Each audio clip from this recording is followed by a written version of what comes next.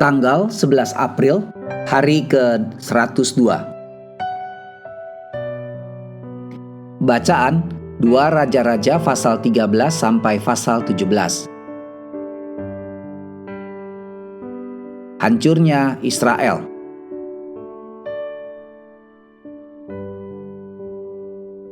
Garis besar. Di ranjang kematiannya, Elisa menawarkan Raja Yoas dari Israel kesempatan untuk benar-benar mengalahkan musuhnya, yaitu bangsa Aram. Tetapi kurangnya imam Raja Yoas menghasilkan sesuatu yang jauh dari kemenangan penuh dan menyajikan gambaran masalah yang telah melanda raja-raja Israel selama berabad-abad. Aliansi antara Israel dan Yehuda di masa lalu yang memberikan keamanan di bawah pemerintahan Yosafat, 1 Raja-Raja pasal 22 ayat 44, sekarang telah menjadi peperangan terus-menerus. Anarki dan kemurtatan merobek tanah Israel, di mana terjadi pembunuhan dari raja yang satu kepada raja yang lainnya. Ketika Israel dan Aram membentuk aliansi melawan Yehuda, Ahaz, Raja Yehuda, meminta bantuan dengan cara membayar kepada kerajaan Asyur. Tetapi peristiwa kehancuran terus berlanjut, dan segera 10 suku di utara dideportasi ke sudut-sudut terpencil di kerajaan Asyur. Sementara orang-orang yang ditaklukkan lainnya dibuang ke Israel untuk mengisi daerah yang kosong karena telah ditinggalkan tersebut.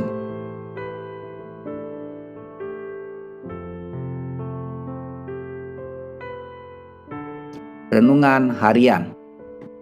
Para sejarawan dan ilmuwan politik telah mengembangkan penjelasan yang terperinci untuk penaklukan Israel dan kemudian Yehuda.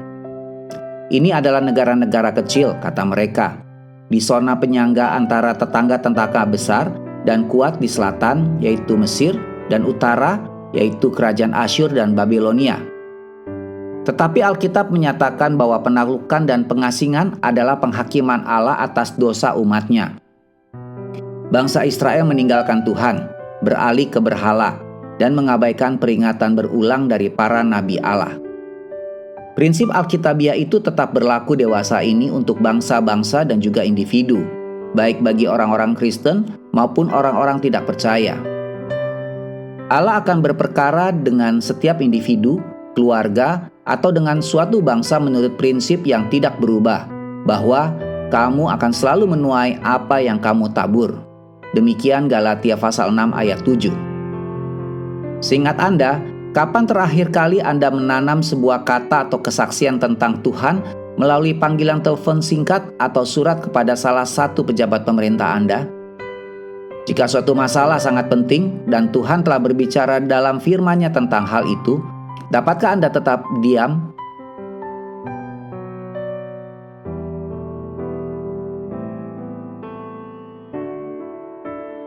Kekuasaan manusia tidak dapat mengubah penghakiman Allah.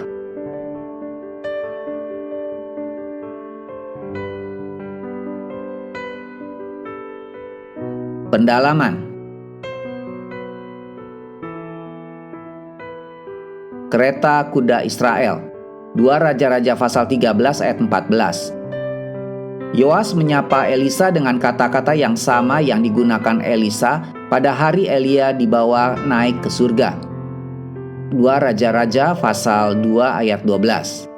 Berbeda di sini, tidak ada kejadian yang terkait dengan kereta kuda dan kuda seperti yang dikisahkan sebelumnya, 2 Raja-Raja pasal 13 ayat 14. Tetapi dengan mengatakan ini, Raja Yoas mengakui bahwa Elisa, seperti Elia, adalah wakil Allah yang menjadi kunci sejati bagi keberhasilan militer Israel.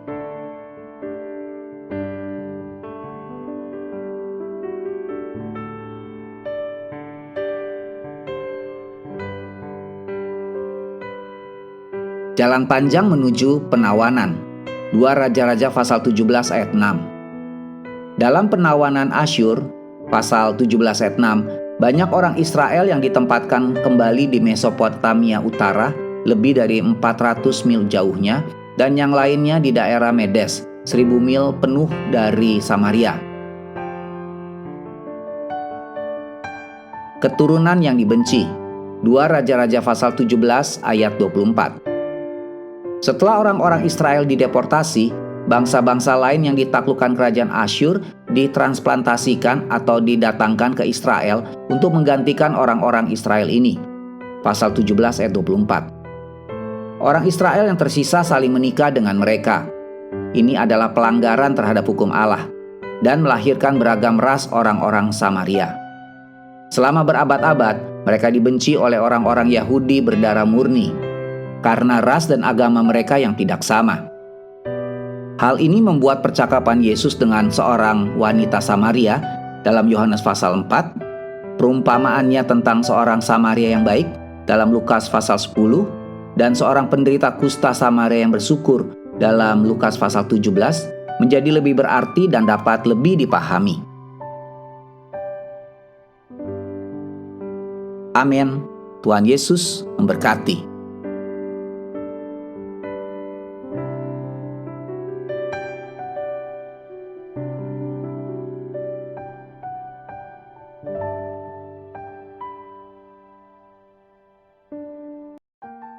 Dua Raja-Raja pasal 13. Yoahas Raja Israel. Dalam tahun ke-23 zaman Yoas bin Ahasya Raja Yehuda, Yoahas anak Yehu menjadi raja atas Israel di Samaria. Ia memerintah 17 tahun lamanya. Ia melakukan apa yang jahat di mata Tuhan, dan ia hidup menuruti dosa Yerobeam bin Nebat yang mengakibatkan orang Israel berdosa pula. Ia tidak menjauhinya. Sebab itu bangkitlah murka Tuhan terhadap Israel, lalu diserahkannyalah mereka ke dalam tangan Hasael, Raja Aram, dan ke dalam tangan Ben-Hadad, anak Hasael selama zaman itu. Tetapi kemudian Yoahas memohon belas kasihan Tuhan, dan Tuhan mendengarkan dia, sebab ia telah melihat bagaimana beratnya orang Israel ditindas oleh Raja Aram. Tuhan memberikan kepada orang Israel seorang penolong, sehingga mereka lepas dari tangan Aram dan dapat duduk di kemah-kemah mereka, seperti yang sudah-sudah. Hanya mereka tidak menjauh dari dosa-dosa keluarga Yerobeam, yang mengakibatkan orang Israel berdosa pula. Melainkan, mereka terus hidup dalam dosa itu. Juga patung Asyera masih berdiri di Samaria. Sebab tidak ada laskar ditinggalkan pada Yoahas, selain dari 50 orang berkuda, dan 10 kereta, dan 10.000 orang berjalan kaki. Sebab Raja Aram telah membinasakan mereka, dan meniupkan mereka seperti abu pengirikan. Selebihnya dari riwayat Yoahas dan segala yang dilakukannya dan kepahlawanannya, bukankah semuanya itu tertulis dalam kitab sejarah Raja-Raja Israel? Kemudian Yoahas mendapat perhentian bersama-sama dengan nenek moyangnya, dan ia dikuburkan di Samaria. Maka Yoas anaknya menjadi raja menggantikan dia. Yoas Raja Israel. Dalam tahun ke-37 zaman Yoas, Raja Yehuda, Yoas anak Yoahas menjadi raja atas Israel di Samaria. Ia memerintah 16 tahun lamanya. Ia melakukan apa yang jahat di mata Tuhan. Ia tidak menjauh dari segala dosa yang disuruh Yerobeam bin Nebat dilakukan orang Israel, tetapi terus hidup dalam dosa itu. Selebihnya dari riwayat Yoas dan segala yang dilakukannya dan kepahlawanannya, bagaimana ia berperang melawan Amasya, Raja Yehuda, bukankah semuanya itu tertulis dalam kitab sejarah Raja-Raja Israel? Setelah Yoas mendapat perhentian bersama-sama dengan nenek moyangnya, maka duduklah Yerobeam di atas tahta ayahnya, dan Yoas dikuburkan di Samaria, di samping Raja Israel. Kejadian menjelang kematian Elisa dan keajaiban dalam kuburnya.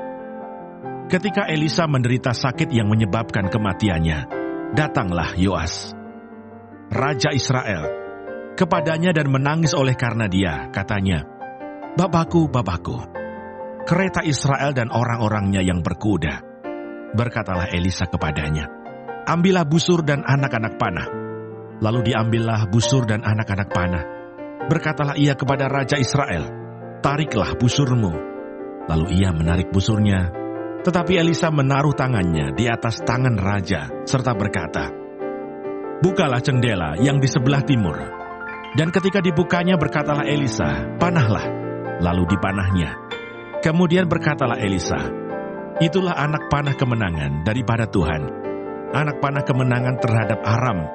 Engkau akan mengalahkan Aram di Afek sampai habis lenyap." Sesudah itu berkatalah ia, "Ambillah anak-anak panah itu." Lalu diambilnya. Setelah diambilnya berkatalah Elisa kepada Raja Israel, "Pukulkanlah itu ke tanah." Lalu dipukulkannya 3 kali, kemudian ia berhenti. Tetapi gusarlah abdi Allah itu kepadanya serta berkata, "Seharusnya engkau memukul 5 atau 6 kali. Dengan berbuat demikian, engkau akan memukul Aram sampai habis lenyap. Tetapi sekarang hanya 3 kali saja, engkau akan memukul Aram." Sesudah itu matilah Elisa, lalu ia dikuburkan. Adapun gerombolan Moab sering memasuki negeri itu pada pergantian tahun. Pada suatu kali orang sedang menguburkan mayat. Ketika mereka melihat gerombolan datang, dicampakkan merekalah mayat itu ke dalam kubur Elisa, lalu pergi. Dan demi mayat itu kena kepada tulang-tulang Elisa. Maka hiduplah ia kembali dan bangun berdiri. Kemenangan Yoas atas Aram. Hazael, Raja Aram, menindas orang Israel sepanjang umur Yoahas. Tetapi Tuhan mengasihani serta menyayangi mereka, dan ia berpaling kepada mereka oleh karena perjanjiannya dengan Abraham, Ishak dan Yakub. Jadi ia tidak mau memusnahkan mereka dan belum membuang mereka pada waktu itu dari hadapannya. Kemudian matilah Hazael, Raja Aram, maka Ben-Hadad anaknya menjadi raja menggantikan dia. Yoas bin Yoahas merebut kembali dari tangan Ben-Hadad bin Hazael kota-kota yang dalam peperangan direbut Ben-Hadad dari tangan Yoahas, ayah Yoas. 3 kali Yoas mengalahkan dia dan mendapat kembali kota-kota Israel.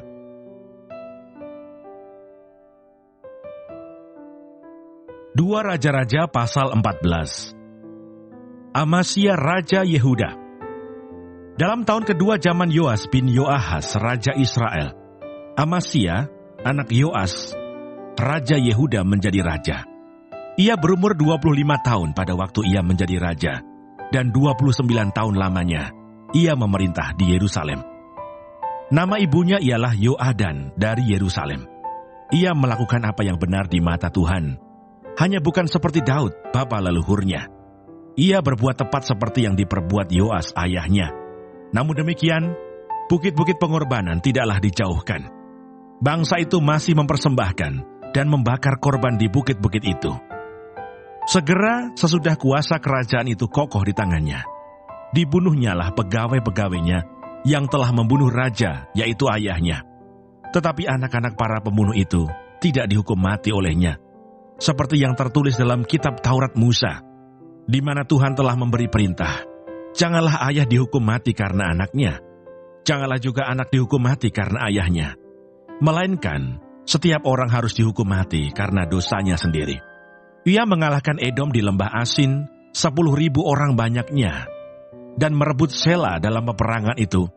Lalu dinamainyalah kota itu Yokteel. Begitulah sampai hari ini. Pada waktu itu Amasya menyuruh utusan kepada Yoas bin Yoahas bin Yehu, Raja Israel, mengatakan, "Mari kita mengadu tenaga." Tetapi Yoas Raja Israel menyuruh orang kepada Amasya Raja Yehuda mengatakan, "Rumput duri di gunung Libanon mengirim pesan kepada pohon aras yang di gunung Libanon, bunyinya, 'Berikanlah anakmu perempuan kepada anakku laki-laki menjadi istrinya.' Tetapi binatang-binatang hutan yang ada di gunung Libanon itu berjalan lewat dari sana, lalu menginjak rumput duri itu. Memang engkau telah mengalahkan Edom, sebab itu engkau menjadi tinggi hati. Cukuplah bagimu mendapat kehormatan itu, dan tinggallah di rumahmu. Untuk apa engkau menantang malapetaka, sehingga engkau jatuh, dan Yehuda bersama-sama engkau?" Tetapi Amasya tidak mau mendengarkan. Sebab itu majulah Yoas Raja Israel, lalu mengadu tenagalah mereka, ia dan Amasya Raja Yehuda, di Bet-Semes, yang termasuk wilayah Yehuda. Yehuda terpukul kalah oleh Israel, sehingga masing-masing lari ke kemahnya. Yoas Raja Israel menangkap Amasya Raja Yehuda, anak Yoas bin Ahasya, di Bet-Semes. Lalu Yoas masuk ke Yerusalem dan membongkar tembok Yerusalem dari pintu gerbang Efraim sampai ke pintu gerbang sudut, 400 hasta panjangnya. Sesudah itu ia mengambil segala emas dan perak dan segala perkakas yang terdapat dalam rumah Tuhan dan dalam perbendaharaan istana raja, juga orang-orang sandera. Kemudian pulanglah ia ke Samaria.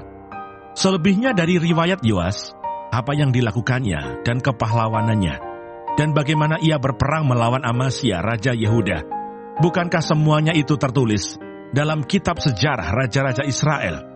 Kemudian Yoas mendapat perhentian bersama-sama dengan nenek moyangnya, dan ia dikuburkan di Samaria, di samping raja-raja Israel.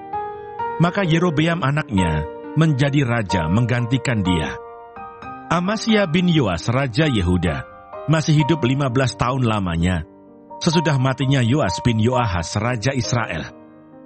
Selebihnya dari riwayat Amasya, bukankah semuanya itu tertulis dalam kitab sejarah Raja-Raja Yehuda? Di Yerusalem, orang mengadakan persepakatan melawan dia. Sebab itu larilah ia ke Lakis. Tetapi mereka menyuruh mengejar dia ke Lakis, lalu dibunuhlah dia di sana. Diangkutlah dia dengan kuda, lalu dikuburkan di Yerusalem, di samping nenek moyangnya di kota Daud.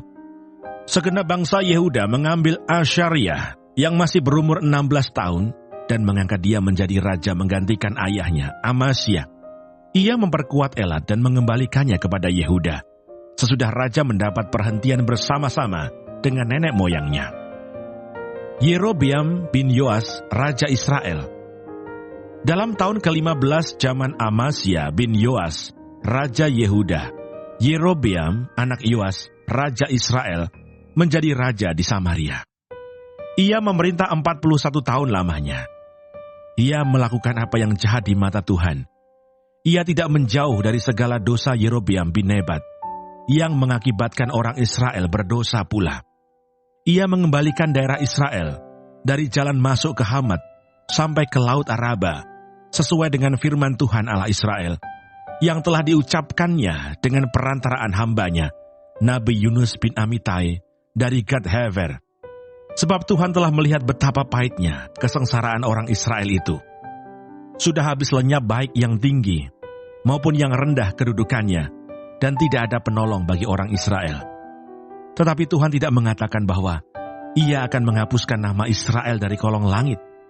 Jadi Ia menolong mereka dengan perantaraan Yerobeam bin Yoas. Selebihnya dari riwayat Yerobeam dan segala yang dilakukannya dan kepahlawanannya, bagaimana ia berperang dan bagaimana ia mengembalikan Damsyik dan Hamat Yehuda ke dalam Israel. Bukankah semuanya itu tertulis dalam kitab sejarah Raja-Raja Israel? Kemudian Yerobeam mendapat perhentian bersama-sama dengan nenek moyangnya, Raja-Raja Israel. Maka Zakaria anaknya menjadi raja menggantikan dia. 2 Raja-Raja pasal 15. Asaria Raja Yehuda. Dalam tahun ke-27 zaman Yerobeam Raja Israel, Asaria anak Amasya Raja Yehuda menjadi raja. Ia berumur 16 tahun pada waktu ia menjadi raja, dan 52 tahun lamanya ia memerintah di Yerusalem. Nama ibunya ialah Yekolya dari Yerusalem. Ia melakukan apa yang benar di mata Tuhan, tepat seperti yang dilakukan Amasya ayahnya. Namun demikian, bukit-bukit pengorbanan tidaklah dijauhkan. Bangsa itu masih mempersembahkan dan membakar korban di bukit-bukit itu. Maka Tuhan menimpakan tulah kepada raja, sehingga ia sakit kusta sampai hari kematiannya, dan tinggal dalam sebuah rumah pengasingan. Dan Yotam anak raja mengepalai istana dan menjalankan pemerintahan atas rakyat negeri itu.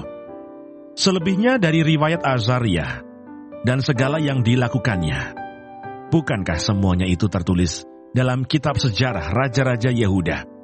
Kemudian Asaria mendapat perhentian bersama-sama dengan nenek moyangnya, dan ia dikuburkan di samping nenek moyangnya di kota Daud. Maka Yotam anaknya menjadi raja menggantikan dia. Zakaria Raja Israel. Dalam tahun ke-38 zaman Azaria Raja Yehuda, Zakaria anak Yerobeam menjadi raja atas Israel di Samaria. Ia memerintah 6 bulan lamanya. Ia melakukan apa yang jahat di mata Tuhan, seperti yang telah dilakukan oleh nenek moyangnya. Ia tidak menjauh dari dosa-dosa Yerobeam bin Nebat yang mengakibatkan orang Israel berdosa pula. Salum bin Yabes mengikat persepakatan melawan dia, membunuh dia di Yibleam, kemudian menjadi raja menggantikan dia. Selebihnya dari riwayat Zakaria, sesungguhnya semuanya itu tertulis dalam kitab sejarah raja-raja Israel. Bukankah begini firman Tuhan yang diucapkannya kepada Yehu? Anak-anakmu sampai kepada keturunan yang keempat akan duduk di atas tahta Israel. Dan terjadilah demikian. Salum, Raja Israel. Salum bin Yabes menjadi raja dalam tahun yang ke-39, zaman Uzia, Raja Yehuda. Ia memerintah sebulan lamanya di Samaria. Sesudah itu majulah Menahem bin Gadi dari Tirsa, lalu sampai ke Samaria. Ia membunuh Salum bin Yabes di Samaria, kemudian menjadi raja menggantikan dia. Selebihnya dari riwayat Salum dan persepakatan yang diadakannya, sesungguhnya semuanya itu tertulis dalam kitab sejarah raja-raja Israel. Pada waktu itu dengan mulai dari Tirsa, Menahem memusnahkan Tifsah dan semua orang yang ada di dalamnya serta daerahnya. Sebab orang tidak membuka pintu kota baginya. Maka dimusnahkannya lah kota itu, dan dibelahnya semua perempuannya yang mengandung. Menahem, Raja Israel. Dalam tahun ke-39 zaman Azaria, Raja Yehuda, Menahem bin Gadi menjadi raja atas Israel. Ia memerintah 10 tahun lamanya di Samaria. Ia melakukan apa yang jahat di mata Tuhan. Sepanjang umurnya, ia tidak menjauh dari dosa-dosa Yerobeam bin Nebat, yang mengakibatkan orang Israel berdosa pula. Pul, Raja Asyur, datang menyerang negeri itu. Lalu Menahem memberi 1000 talenta perak kepada Pul, supaya dibantunya dia mengokohkan kerajaan itu di tangannya. Menahem mengeluarkan uang ini atas beban Israel dan atas beban semua orang yang kaya raya untuk diberikan kepada Raja Asyur, 50 shikal perak dari setiap orang. Lalu pulanglah Raja Asyur, dan ia tidak tinggal di sana, di negeri itu. Selebihnya, dari riwayat Menahem dan segala yang dilakukannya, bukankah semuanya itu tertulis dalam kitab sejarah raja-raja Israel? Kemudian Menahem mendapat perhentian bersama-sama dengan nenek moyangnya.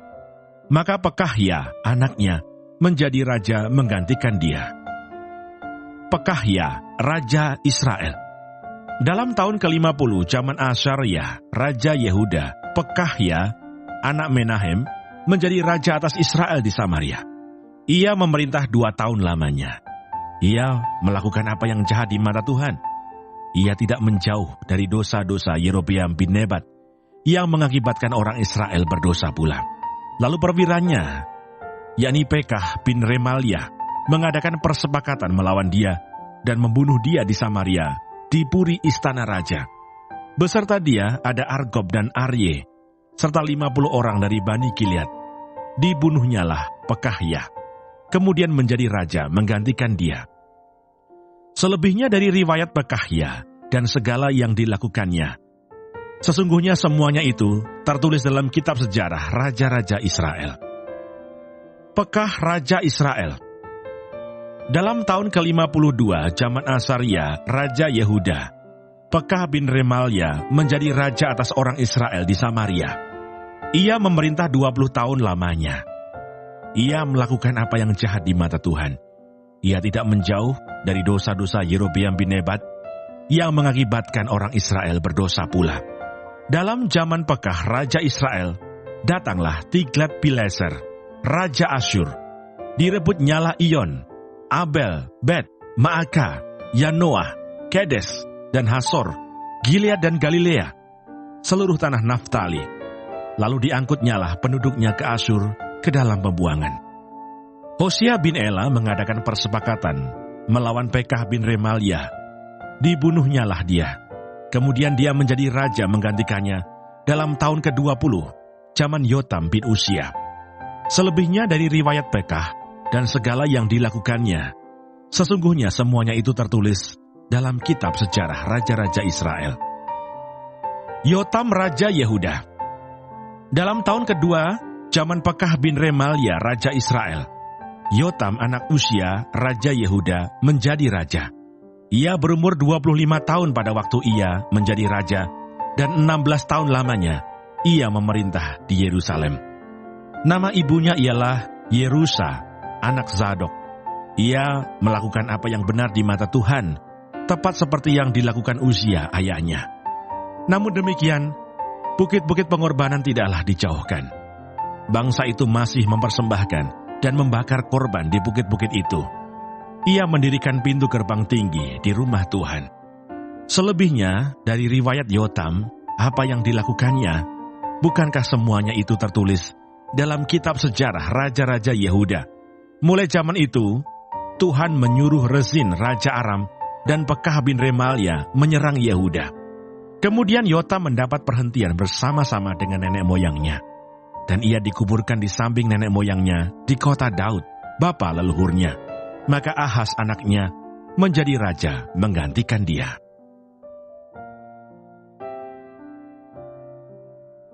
Dua Raja-Raja pasal 16. Ahaz, Raja Yehuda. Dalam tahun ke-17 zaman Pekah bin Remalia, Ahaz anak Yotam Raja Yehuda menjadi raja. Ahaz berumur 20 tahun pada waktu ia menjadi raja, dan 16 tahun lamanya ia memerintah di Yerusalem. Ia tidak melakukan apa yang benar di mata Tuhan Allahnya, seperti Daud bapa leluhurnya, tetapi ia hidup menurut kelakuan raja-raja Israel. Bahkan dia mempersembahkan anaknya sebagai korban dalam api, sesuai dengan perbuatan keji bangsa-bangsa yang telah dihalau Tuhan dari depan orang Israel. Ia mempersembahkan dan membakar korban di bukit-bukit pengorbanan, dan di atas tempat-tempat yang tinggi, dan di bawah setiap pohon yang rimbun. Pada waktu itu majulah Rezin, Raja Aram, dan Pekah bin Remalia, Raja Israel, untuk memerangi Yerusalem. Dan mereka mengepung Ahaz, tetapi mereka tidak dapat mengalahkan dia. Pada masa itu, Rezin Raja Aram mengembalikan Elat kepada Edom. Lalu ia mengusir orang-orang Yehuda dari Elat. Datanglah orang-orang Edom ke Elat dan diam di sana sampai hari ini. Ahaz menyuruh utusan-utusan kepada Tiglat-Pileser Raja Asyur mengatakan, "Aku ini hambamu dan anakmu. Majulah dan selamatkanlah aku dari tangan Raja Aram dan dari tangan Raja Israel yang telah bangkit menyerang aku." Ahaz mengambil perak dan emas yang terdapat dalam rumah Tuhan dan dalam perbendaharaan istana raja, dan mengirimnya kepada Raja Asyur sebagai persembahan. Maka Raja Asyur mendengarkan permintaannya, dan maju melawan Damsyik, merebutnya, dan mengangkut penduduknya tertawan di Kir, tetapi Rezin dibunuhnya. Sesudah itu pergilah Raja Ahaz menemui Tiglat-Pileser Raja Asyur ke Damsyik. Setelah Raja Ahaz melihat mezbah yang ada di Damsyik, dikirimnyalah kepada Imam Uria ukuran dan bagan mezbah itu, menurut buatannya yang tepat. Lalu Imam Uria mendirikan mezbah, tepat seperti keterangan yang dikirimkan Raja Ahaz dari Damsyik. Demikianlah dibuat Imam Uria, menjelang datangnya Raja Ahaz dari Damsyik. Setelah Raja pulang dari Damsyik, maka Raja melihat mezbah itu. Lalu mendekatlah Raja kepada mezbah itu, naik ke atasnya, membakar korban bakarannya dan korban sajiannya, mencurahkan korban curahannya di atas mezbah itu, dan menyiramkan darah korban keselamatannya kepadanya. Tetapi ia menyuruh menggeser mezbah tembaga yang ada di hadapan Tuhan, dari depan rumah Tuhan, dari antara mezbah baru dengan rumah itu, dan menaruhnya di sebelah utara mezbah baru itu. Kemudian Raja Ahaz memerintahkan kepada Imam Uria, "Bakarlah di atas mezbah besar itu korban bakaran pagi dan korban sajian petang, juga korban bakaran dan korban sajian raja, lagi korban bakaran dan korban sajian, dan korban-korban curahan seluruh rakyat negeri. Dan siramkanlah kepadanya segenap darah korban bakaran dan segenap darah korban sembelihan. Tetapi mezbah tembaga itu adalah urusanku." Lalu Imam Uria melakukan tepat seperti yang diperintahkan Raja Ahaz. Sesudah itu Raja Ahaz memotong papan penutup kereta penopang, dan menyingkirkan bejana pembasuhan dari atasnya. Juga laut itu diturunkannya dari atas lembu tembaga yang mendukungnya, dan ditaruhnya di atas alas batu. Selanjutnya demi Raja Asyur disingkirkannya dari rumah Tuhan serambi tertutup untuk hari Sabat yang telah didirikan pada rumah Tuhan, juga pintu masuk untuk raja yang di sebelah luar. Selebihnya dari riwayat Ahaz dan apa yang dilakukannya, bukankah semuanya itu tertulis dalam kitab sejarah Raja-Raja Yehuda? Kemudian Ahaz mendapat perhentian bersama-sama dengan nenek moyangnya, dan ia dikuburkan di samping nenek moyangnya di kota Daud. Maka Hizkia anaknya menjadi raja menggantikan dia.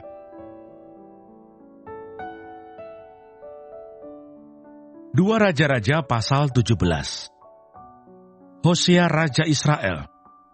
Dalam tahun ke-12 zaman Ahaz Raja Yehuda, Hosea bin Ela menjadi raja di Samaria atas Israel.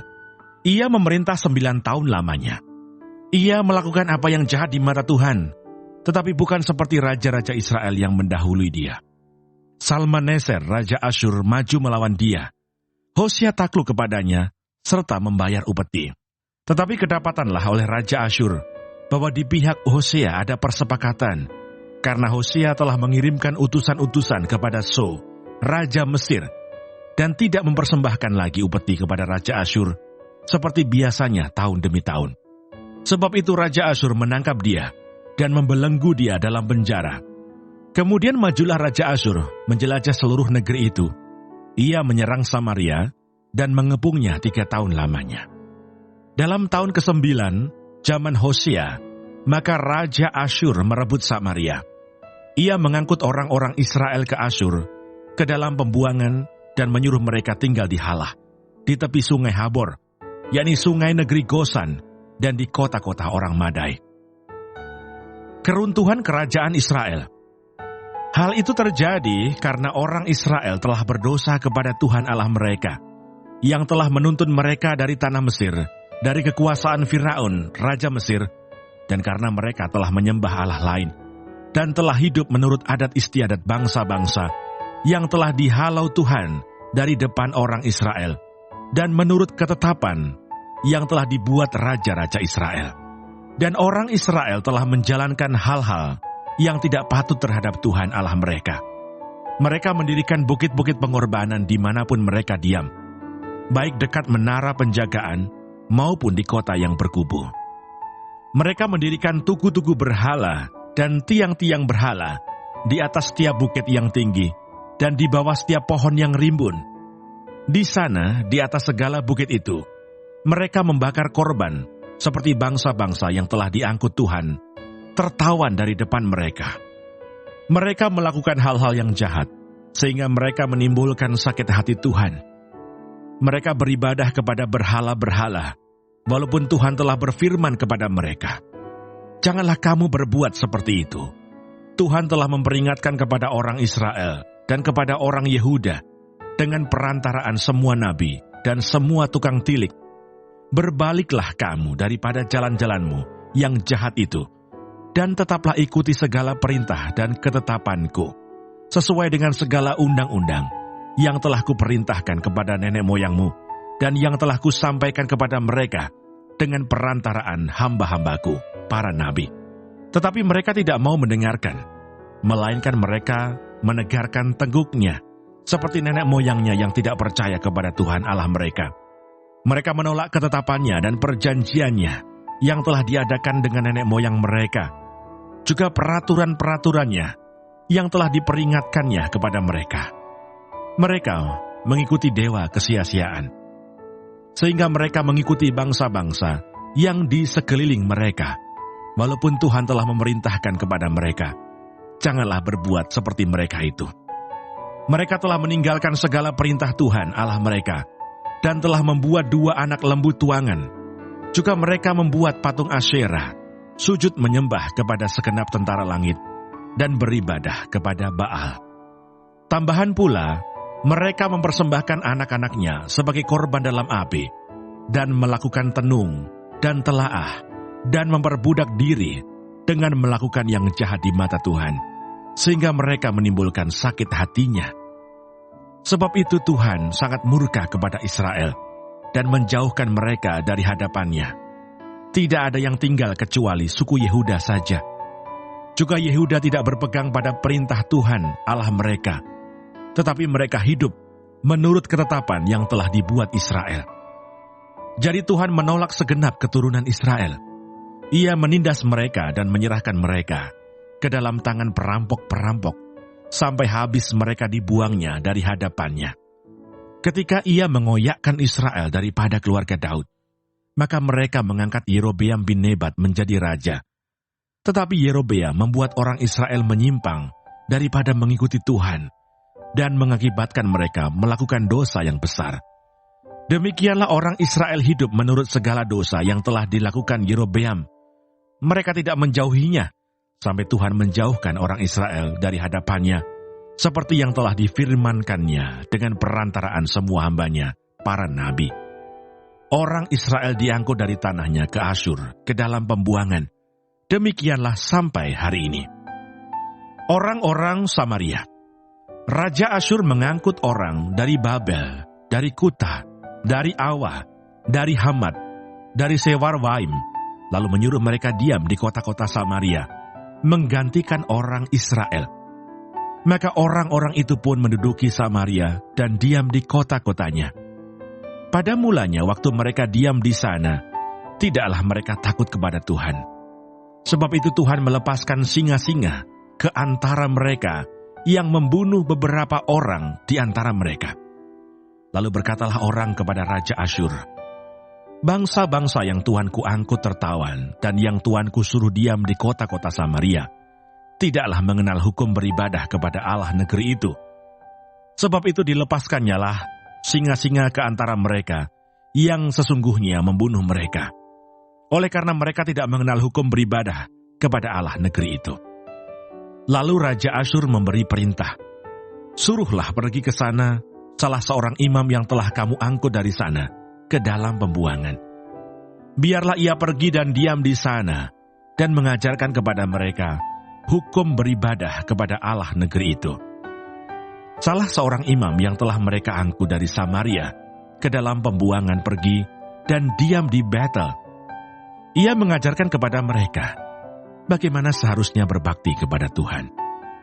Tetapi setiap bangsa itu telah membuat allahnya sendiri dan menempatkannya di kuil di atas bukit-bukit pengorbanan yang dibuat oleh orang-orang Samaria. Setiap bangsa bertindak demikian di kota-kota yang mereka diami. Orang-orang Babel membuat patung Sukot Benot, orang-orang Kuta membuat patung Nergal, orang-orang Hamat membuat patung Asima, dan orang-orang Awa membuat patung Nibas dan Tartak. Orang-orang Sewarwaim membakar anak-anak mereka sebagai korban bagi Adramelech dan Anamelech, para Allah di Sewarwaim. Di samping itu mereka berbakti kepada Tuhan dan mengangkat dari kalangan mereka imam untuk bukit-bukit pengorbanan. Maka orang-orang inilah yang melakukan ibadah bagi mereka di kuil di atas bukit-bukit pengorbanan itu. Mereka berbakti kepada Tuhan, tetapi dalam pada itu mereka beribadah kepada Allah mereka, sesuai dengan adat bangsa-bangsa yang dari antaranya mereka diangkut tertawan. Sampai hari ini, mereka berbuat sesuai dengan adat yang dahulu. Mereka tidak berbakti kepada Tuhan, dan tidak berbuat sesuai dengan ketetapan, hukum, undang-undang, dan perintah yang diperintahkan Tuhan kepada anak-anak Yakub yang telah dinamainya Israel. Tuhan telah mengadakan perjanjian dengan mereka dan memberi perintah kepada mereka, janganlah berbakti kepada Allah lain. Janganlah sujud menyembah kepadanya. Janganlah beribadah kepadanya, dan janganlah mempersembahkan korban kepadanya.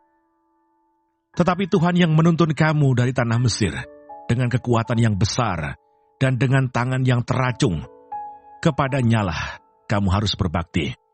Kepadanyalah kamu harus sujud menyembah dan mempersembahkan korban. Tetapi kamu harus berpegang kepada ketetapan-ketetapan, peraturan-peraturan, hukum dan perintah yang telah ditulisnya bagimu, dengan melakukannya senantiasa dengan setia. Dan janganlah kamu berbakti kepada allah-allah lain. Janganlah kamu melupakan perjanjian yang telah kuadakan dengan kamu. Dan janganlah kamu berbakti kepada allah lain, melainkan kepada Tuhan Allahmu. Kamu harus berbakti maka Ia akan melepaskan kamu dari tangan semua musuhmu. Tetapi mereka tidak mau mendengarkan, melainkan mereka berbuat sesuai dengan adat mereka yang dahulu. Demikianlah bangsa-bangsa ini berbakti kepada Tuhan. Tetapi dalam pada itu, mereka beribadah juga kepada patung-patung mereka, baik anak-anak mereka maupun cucu cicit mereka melakukan seperti yang telah dilakukan nenek moyang mereka sampai hari ini.